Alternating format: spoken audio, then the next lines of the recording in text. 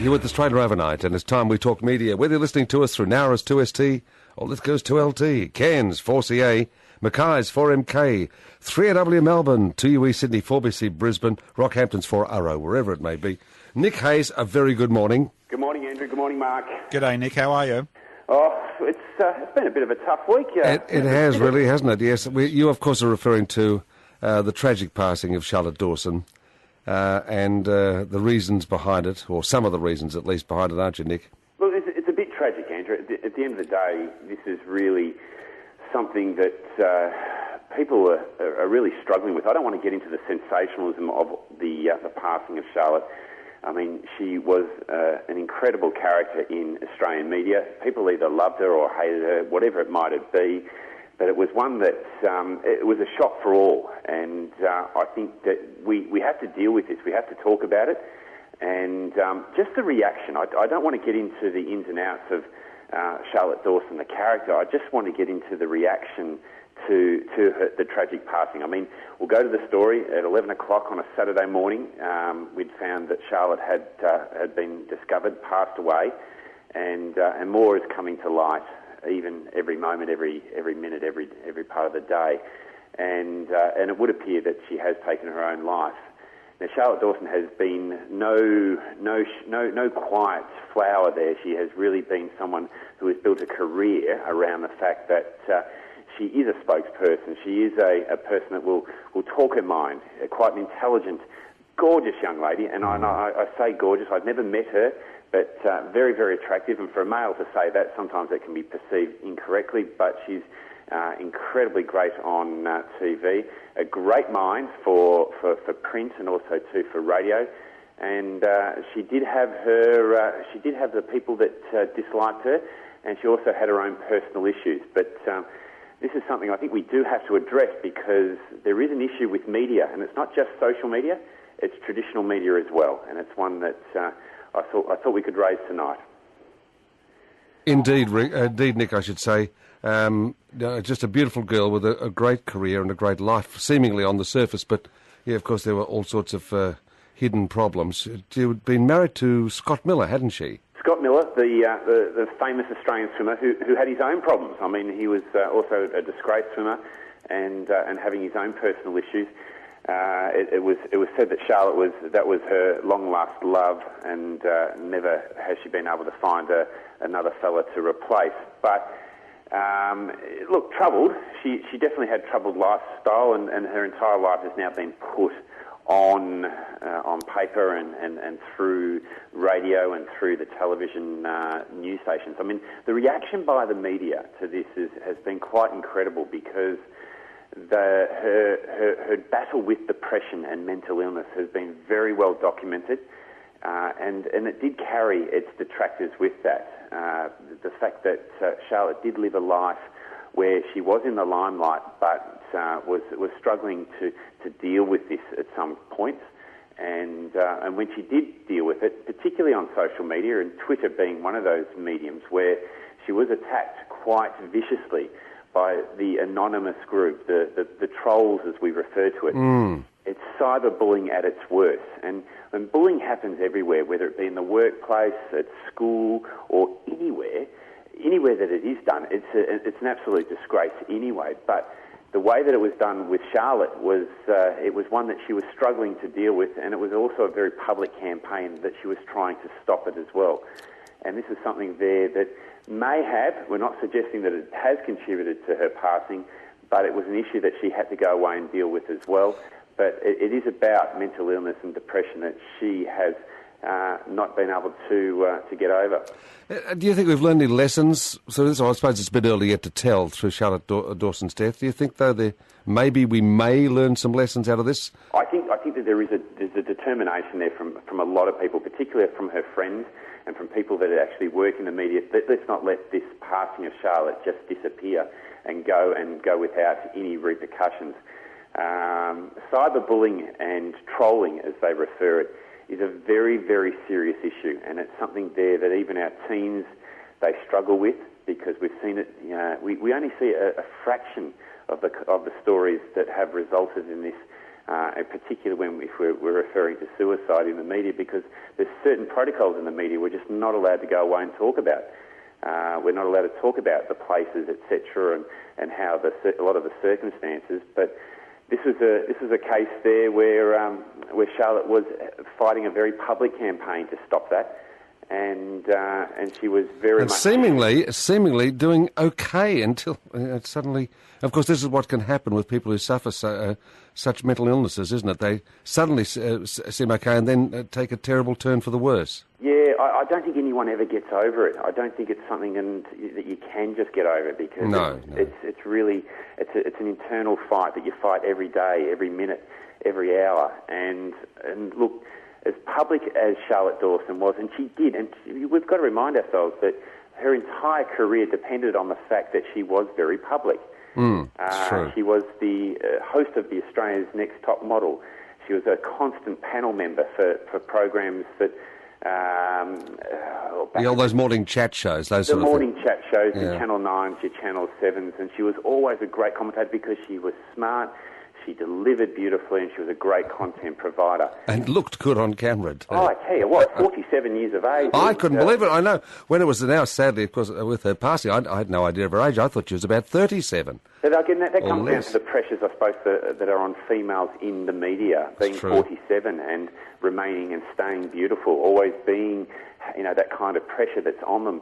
Whereas for males, it's a very different world. You start going a little grey, you start looking a little bit more distinguished. Or getting another chin. It's all just part of the, maturation of the male. But for a woman, it's deadly, isn't it? It can be the end of a career. It can be. But look, Andrew, it's not the only case of this. I mean, and it's not a new phenomenon that we're talking about. No, you've pointed out in your notes to me something I'd forgotten entirely about from the 90s. Please, yes, go on. Oh, look, the phenomenon of the Paxton family. Now, for all the listeners out there, they'll remember the Paxton family. The year was 1996. Ray Martin was he was unstoppable in the media. He headed up a current affair, and he found a young family called the Paxton family, two brothers and a sister that refused to go to work, refused to cut their hair, and he ended up turning that into a national issue. It became a bit of a circus in the end, didn't it? It was a massive circus. People were just sitting there.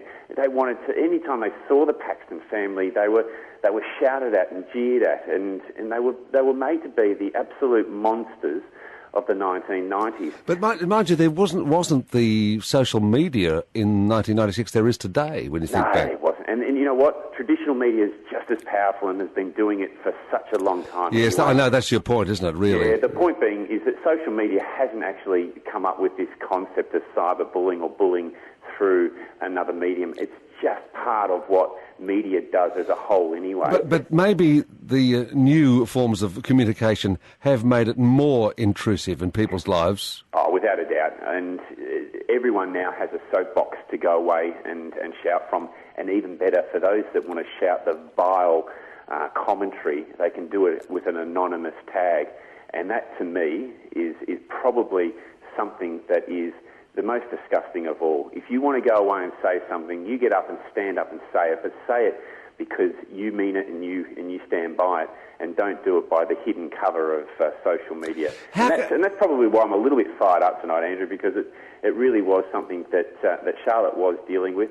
And I think that a lot of us that use social media and new media and see that it is the future, that's something that I'm quite mindful about. I'm thinking about the future, my children growing up in a world like this, where they can be bullied, and this kind of commentary and this kind of really communication that just doesn't have any real substance behind it. No, except evil. That's about all it's got behind it. Some of the things I've read about people that people have posted about others. Nick, do you think? I know I'm asking to gaze the crystal ball here. Do you think there'll be a way of controlling it, maybe through technology in the future, or not? Well, actually, Charlotte's actually becoming a Charlotte's Law. They're pushing very hard to become a little bit more vigilant there when it comes to processing online and new media commentary. It's something there that I think people want to see more come in. But look, it's very, very difficult. Anything online, anything that is sitting there out on the internet, it's almost impossible to go away and monitor and actually police. And look, I think we will get there at some point because we're going to have to. There has got to be some sort of control, and there's got to be something that just some sort of technology that instantly deletes. It reads and then instantly deletes perverted, evil, bullying messages that are posted. I don't know if ever such a device can be come up with, but it would be wonderful, wouldn't it, in a perfect world? Well, it starts with parenting, and the parents now have got to be far more vigilant when they're sitting down, whether you're grandparents or your parents of children. You've got to be monitoring what they're doing online. You can't just let them have an iPad and go away and run away into the corner and just sit there and think that they're just playing tic-tac-toe. God, that's showing my age there, Andrew. Tic-tac-toe, yes. I mean, they're not playing that. They are communicating. They're engaging. They're doing things that we probably were trying to do ourselves, but doing in a different format. I remember as a young fella taking the phone away and ringing my first girlfriend for the first time under the covers of my doona. That was my form of communication to the outside world. Oh, it was even worse. I'm older than you, Nick, and there was only one phone. That was in the hall of our house, so privacy was almost impossible. And you try and pull the rather short cord of the phone round into, what was that room? We never used it much, like a little study, and close the door, but the door would hardly close on the thick phone cord. It was, yes, communication just wasn't the same, was it? Yeah, it definitely wasn't. And look, I'm from the generation where we first got the first mobile put in our hands and said, hey, go out and do business with it. For the older generation, the letter, even the fax was a brand new technology that, spun the minds and blew a lot of minds out because they thought, wow, we can communicate one piece of paper at every 7 minutes. Crazy. But, that's the kind of world we're living in now. It suddenly seems so terribly dated, doesn't it? Yeah. Oh, the fax machine. People at work ask me, where's the fax machine? I said, what's the fax machine? But look, it's true. Technology has got to a point, but it's a very sad day that we see someone who, did live very much the way that you saw. I never met Charlotte. I feel like I know her because she really gave a lot of herself in everything that she went away and did. True. But again, this is not so much just about Charlotte. It's about the cyberbullying, the trolling, and protecting the young ones particularly because they're very vulnerable. And also it's not about being sensitive to what other people think. My personal belief, I don't care what others think about me. But when you're young, you're growing up, and that's something there that you can be quite vulnerable. It's a medium that has to be looked at. And I think possibly, I'm not in favour of government coming in and controlling any form of anything on the internet. But to protect the children, I'd very much consider it. Yes, anything like that would have to be a blessing, really, and more on a positive side than a negative. And interesting point, yes, I will do this. You put it at the bottom of your email to me, that if people are getting on top of you, Lifeline 13 11 14, 13 11 14. 13 11 14 is the number for Lifeline, for those who feel they may be troubled in such a way as something like Charlotte Dawson. Nick, thank you very much. Thanks, Andrew. Thanks, Mark. Nick Hayes, Talking Media on Australia Overnight.